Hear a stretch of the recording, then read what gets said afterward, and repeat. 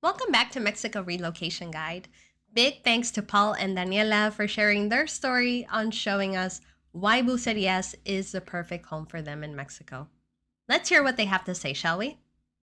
Me llamo Daniela, My name is Paul, and I live here in Bucerias, Nayarit, Mexico. and I'm also living in Bucerías. We actually got married here in Bucerías, and we actually got married literally where we live. So, because it was 2020 and there was no churches or anything. Yeah. So, we had like a very small wedding. We just did the civil wedding. And then on 2021, like a year and a half later, we did the church wedding. So I'm originally from Salinas, California. And back in 2009, I came to Puerto Vallarta with a buddy of mine, just on vacation. And so we came to Bucerias, just to check out another town. And I remember the first time I got out of a taxi, I thought to myself, oh, this seems familiar. And it was a little bit of a deja vu moment. And so I always remember that because it was oddly familiar to me, even though I had never been here. And so we actually ended up making friends here, and I thought to myself, this is just such a cool place. Like, I want to keep coming back. And I am originally from Mazatlan, Sinaloa, which is like around 6 hour drive from where I live right now in the north. And I moved here because of work. Like a friend lived here and she was like, hey, they're hiring people. And I sent my curriculum, and I was living in Guadalajara at the time. And I just, I am from the beach as well. So I kind of like the beach vibe too. I do like big cities like Guadalajara, but I basically don't see myself living there for the whole time. So I kind of try it out, and then it worked out. I've been here for around like 8 years or so. And in Bucerias particularly, I've been like the last 5 years since I got married to him. So we live here in Coto, which is a gated community here in Bucerias, and it's a very comfortable place to live. There's actually a lot of retirees and snowbirds that come and visit here partially or part of the year. And so it's a very comfortable place. We have a community pool, we have a gym, and just a lot of nice, beautiful garden space. And then basically Paul moved here because of his daughter, and then the family ended up buying a house. So that's pretty much why we are in here now. Does that make sense? Yeah. So we live here, and it's a really nice place to live. The house itself has quite a bit of space for being like a townhome, I think.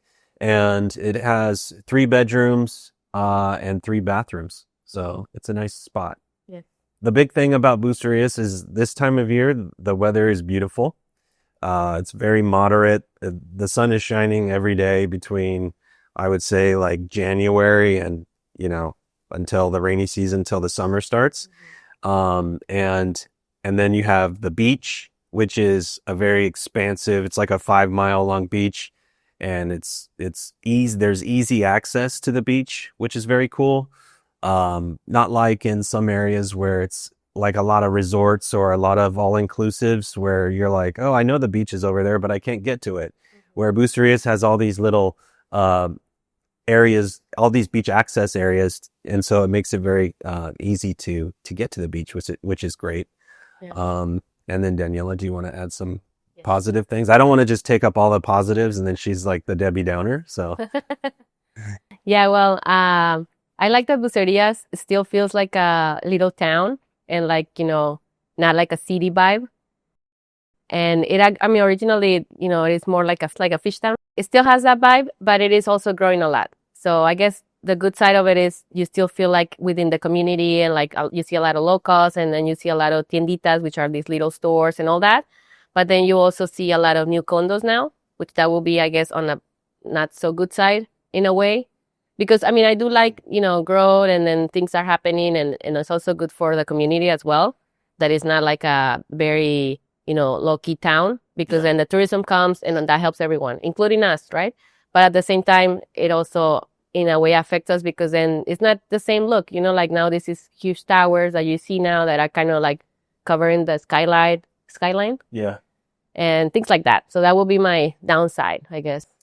Yeah. And I think with that, development, there's a lot more traffic now. There's I guess the prices for like restaurants have gone up, Yeah. because there's more people. And with this growth, we actually notice like new things happening, which is pretty much infrastructure around town. You can see new roads. There is like a sports venue, and then things for the community. Like we even see expats doing like community activities, like a lot of sports and even cleaning the streets and stuff. And then also a lot of locals joining. Or let's say locals start a little movement, and then the expats will kind of come together. So that's pretty cool to see. And I think that's one big part of why I love living in Bucerias. Because, aside of like there is a community, because it does feel like you're living in like a small town, you also have a lot of things that are for convenience, like grocery stores, with restaurants, good cafes. You can find pretty much everything here. And we don't really go to Puerto Vallarta too often, and I think we only do it when we have to go to Costco or the airport, and I think the movie theater. But that's pretty much why we go there. So it's good to have those things nearby, but we love living in Bucerias, and it's very comfortable here. So yeah, I think in general we don't really have to go to Puerto Vallarta very often. I would say we go there at least maybe once a month, and we do a Costco run, or we have to go to the airport. But in general, we have everything we need here in Bucerias, which is very nice and makes living here very comfortable. So in Salinas, there's a big farming community, and there's also a big Mexican community. And so I'm actually quite used to having a lot of Mexican friends and Mexican people living with them. And uh, and so the difference to me wasn't that much. I'm used to seeing signs with Spanish words on them, and I'm used to eating at like traditional Mexican restaurants because we have all of that in Salinas. And so I guess maybe that's part of why I feel fairly comfortable in Mexico. It almost feels like home. And so, yeah, I guess the only other thing is it's warm here. Like, and we can go to the beach and get in the water, where in Salinas, where I'm from, we're fairly close to the coast, and the water there is cold. It's freezing. So you would go to the beach, but you're like, all right, time to go. Like, it's cold. So here you want to sit there and watch the sunset and drink a beer. And so I do appreciate that. Another big difference is living in Salinas, it's a very suburban town. And if you want to go to the grocery store, you have to get in the car and drive 10 minutes to go to the grocery store. Versus here, I can walk over, like, let's say I need some eggs or I need some milk. I can walk over to the OXXO, and it takes me 5 minutes to walk. So I would say that living here in Bucerias, it's much more of a walkable town than living in the kind of a sprawling suburban neighborhood in Salinas. For those of you who are thinking about moving to Bucerias as a young family, I would just think about our situation right now, because we have Max, who is just a little over 1 year old now, and we're on our own. Like, her family lives in Mazatlan, my family lives in California. So we've experienced some challenges with that. For instance, this summer we were sick. We both got dengue. And so we were like, oh, what do we do with Max, And so luckily, our friend Monse came over and helped us take care of Max. And then I was like, well, you got to get your mom over here. So she was on a bus the next day to come to Bucerias to help us. But if you're coming with a family, and just consider, or you're coming with your family, consider, what are you going to do? What's that plan of action if, like, you both get sick? What are you going to do with your kids? Try to make connections with other families, because you never know what's going to happen. You need to take care of your kids. And I mean, I think it happens everywhere. Like, even in the US, you might move to a different place, or Canada, and you're not with your, like, parents or uncles and your, brothers to help out. But then you just create a community. Like he said, like, just get together with other families as soon as you get here, and try to find people that you feel comfortable enough to, like, trust them. And I know, your kids are your life, but then you do have to trust people at some point, right? So that's kind of like the first thing I would advise for young families to do is just like find a community that you're part of and feel okay with, because you'll need them, you know? Yeah. And hopefully not in big ways, but then you'll also be that to them. So that's, you know, that's a good way to start, you know, getting into the community as well. Right. So we've tried a few different schools here in the area. We started off taking our daughter to a school in Puerto Vallarta, but then that just became not economical, and so we just, because driving back and forth, and it was too much, and so we did try a couple of schools here in Bucerias, and so now we're pretty happy with the one that she's going to. Mhm. And then actually the schools do have a lot of expats That's right. Yeah. in there, right? So Yeah. This school has a lot of expats, which is great because we can kind of all relate to each other. This school in particular, I'm pretty sure it's full. It's a pretty small school. But this school in particular has a lot of people who came during 2020. So they're kind of like refugees from different countries, from Canada and from the United States. So everyone kind of has that same mentality. yeah. So I guess if, you know, if you're a foreigner and you're thinking, my kids, where are they going to go to school? Everything's in Spanish. I would say you'll find options. Yeah. And obviously they're kids, so they'll learn faster than what adults can learn. Right. You know, but I think don't be too scared about it, and just, you know, you'll have to deal with it, of course, but then they'll make it. At this school, they actually have a Spanish teacher because most of the kids are originally from Canada or the United States. Bucerías is actually like, you know, part of the Bahía de Banderas Bay area, which is basically covers even PV, which is in a different state, which is Jalisco, and Bucerías is in Nayarit, which is a different state. So the whole Banderas Bay, it's just touristic towns, right? And we're all along the 200 highway. And so all these little towns that you visit, people stay in PV and then they come to Bucerías for the day, or Sayulita or San Pancho, which are kind of popular. And then you go back to where you're staying. But that kind of like it turns into like a very touristic area. And therefore there's a lot of tourism vendors, including like private transportations and all that. But at the same time, you also have a lot of like people just taking the bus to go to Sayulita or taking taxis. And, you know, you also have Uber here. So it's pretty much, I feel like what you get back home. But then I'm not so sure if Canadians or Americans are used to taking the bus so much. I don't think so. But it depends on the city, maybe. Yeah. You know, we don't have a metro here. But the buses will be like the main transportation, I guess. And then there's also like, you just walk a lot. You know, like, for example, people that are staying in Bucerías and they're kind of just staying around here and they go to the sports venues here and restaurants and their friends and the beach. That's all they need around, and they just walk everywhere. I guess the only place they will take a taxi is because they're getting groceries and they don't want to carry the whole thing. Yeah. But honestly, you walk a lot. The same happens in PV because you're staying downtown and everything is around, and then you just walk there. But if you do need to move around, you can do that. And even, you know, a great thing here is also you can have, you can take the bus to go to another city like Guadalajara or Tequila, which are close.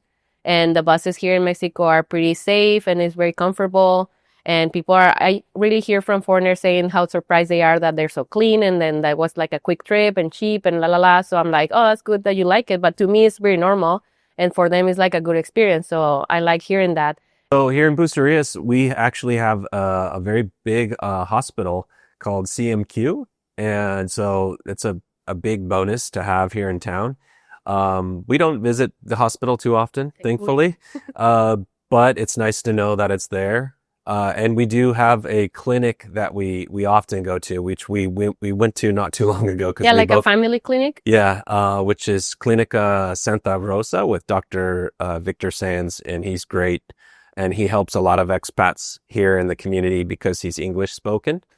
And so, yeah, I think as far as medical goes, there's plenty of options. And the great thing here is that, like, for instance, we're still recovering from a little cold. And so we had to go to the doctor. Dr. Sands wasn't open at the time. It was Saturday evening. And we're like, let's go get some medicine. And so we drove to La Cruz, which is just the next town to the north. And, you know, it was a 10-minute drive. And we were in the doctor. It's like 24/7 open. It's 24/7. And we were in there. They saw us immediately. the whole process was basically done within an hour, where we had our medicine, we got our doctor visit, and we were done. And, you know, the fee was very reasonable. And so that's something that's definitely a lot better, I find, here in Mexico than the United States. And from what I understand in Canada as well, is that when you go to the doctor for like a regular visit, it's not going to cost you 300 US, you know, and the medicine on top of that, and then dealing with the waiting for a very long time to get your prescriptions. It's a quick process, and I don't understand why it's not like that in the United States. The weather here in Bucerias is pretty much like, let's say, the nicest weather will be, which is also the high season for when people come and rent. It will be like around November till March, April. And but to us, the weather is actually still nice in May and even up to June. It's, you know, it is getting warmer, but it is still nice. Like, you know, nicer in the morning and the evening. And in the day, yeah, of course, you're like getting a little hotter. It gets a little hot, yeah. But then July, that's when I will feel it starts to get hot. Yeah. So July, but then August and September, like he said, it's brutal. So if you want to try those, good luck. Yeah. But it is true. That's a good advice. Yeah, and maybe another piece of advice would be, if you're coming to Bucerias, don't just stay in Bucerias, or, you know, go check out Puerto Vallarta, or go check out Sayulita and La Cruz and some of these other towns nearby, and really get a feel for you know, which town resonates with you, because there's quite a few options. And that might be another good thing about living here in Bucerias, is that there are so many different options for us to like travel to. Like, just to change the scenery, we can drive up the coast to Sayulita or San Pancho and just get like a totally different vibe than we have here in Bucerias. And that's just like 25 minutes, 30 minutes away. Yeah. It's not that far. Another piece of advice would be, if you're moving to Bucerias or really anywhere in Mexico, is that you can reach out to local charities or nonprofits. And through that, you kind of build in like you create a built-in network for the connecting to the community. And it's a pretty cool thing to do. And so what I've been doing is showing the stories of people who are helping the community through these nonprofits on my YouTube channel. And I've had a lot of really good response from doing that. Yeah. Yeah, I think like Paul said, if you're looking to do things here in Mexico, when you come, either you're like you said, a young family, or if you have, or you're just a retiree, you can find things to do. You know, like, you know, with a young family, you're probably still working, and you'll just find places, find places for the kids to be busy, and then for you to work, and like maybe find new business ideas, etc. And, you know, Mexicans do welcome foreigners, I feel, in general. To, like, you know, work together, and not as much as a competition, I guess. It's more like, let's do something, you know, like people just want to do stuff and be good together. I think that's the most vibe I get. Yeah. Right. But then also, if you're a retiree, we see retirees that are pretty busy, you know, like sometimes they're like, you don't look retired. You're like busier than me or something. Yeah. But, you know, it's also cool to see them like so active. Like sometimes it's sport things. Sometimes it's like cleaning. Sometimes it's like, oh, let's like plastic recover, or, you know, stuff like that. So it depends what their passion is. And then they also find a community here. And like Paul was saying, if you don't really know what to do, you just got here. I'm like, what am I going to do? I feel like alone, or etc. You just honestly just hit up some in the Facebook groups. Right. Obviously, don't go alone. Just, you know, you have to kind of fill it out. But then everything is very safe anyways. But I was just thinking, like, you know, try it out as if you're like a few different ones. Yeah, try it out as if you're like dating, let's say, but with the community, and then you'll find a group that you like. So I want to say thank you to Mariana for having us on her YouTube channel. She always has the best and most updated information for people who are interested in moving to Mexico. And if you're interested in stuff like that, you can also come and check out our channel. It's called Moving to Mexico. And on top of that, if you're interested in coming to Bucerias, we do a vacation rental business called Beach Life Properties. Yeah, so actually we do have a guest that stayed with us. So he rent with us, and then he bought a place here, and he actually used Mariana's guide. And so he was very happy with all the information that was there. And like he was just telling us about it, right? That's right. Yeah. Well, I've run into multiple people, and they're talking to me about moving to Mexico and my YouTube channel, and they always mention Mariana's channel, Mexico Relocation Guide. And on top of that, the actual guide itself has been very instrumental in helping them, feel confident about moving to Mexico and having that tool in their back pocket. So I think that service that she's doing is tremendous for that community, for the people that are moving here. Yeah, I think we always advise also to all the people that are coming here to use a local resource, like, as informative as Mariana's guide, or like in our case, we always, try to be very helpful to our clients, the ones that are renting from us or the ones that are buying, because they just, they come here and maybe they want to try to like, okay, I'll just do it on my own because, I have the time or I'm learning. But at the same time, it's like you probably, don't say no to help. And even though you do have to pay for a lot of it, maybe it's not going to be too much comparing to what you're going to get. Yeah. So basically save yourself the time and save yourself some money and invest in the Mexico Relocation Guide.